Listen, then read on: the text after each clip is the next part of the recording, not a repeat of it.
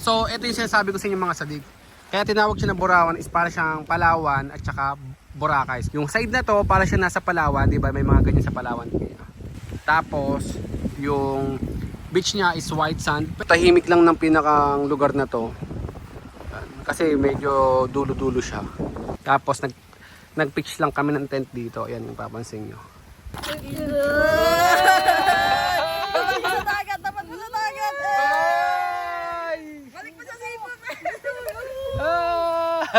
Yo, what's up mga sadik, Tom TV is in the house again. At kung naghahanap naman kayo ng beach dito sa may Quezon, may recommend ko tong Borawan Beach Resort. Dito lang yan sa may Pagbilao, Quezon. O, kung napapansin nyo yung paligid mga sadik, ayan. Ang daming puno.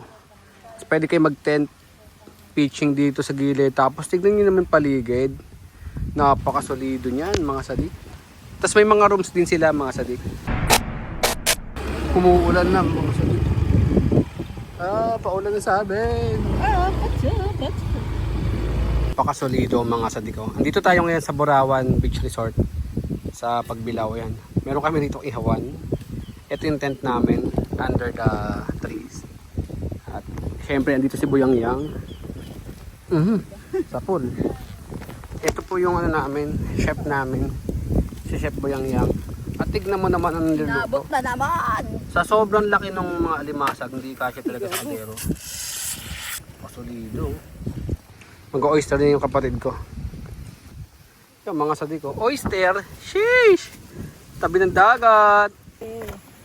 Binayakos na mga sadik ko. Ilatagbo na yan. Master crab ating. Grabe, master crab na yan oh. Sheesh!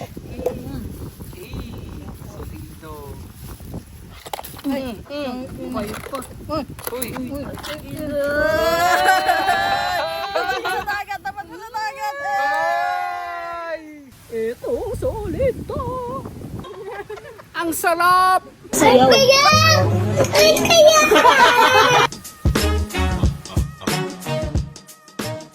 Ang kagandahan dito mga sadik, malapit sa front beach yung mga rooms nyo.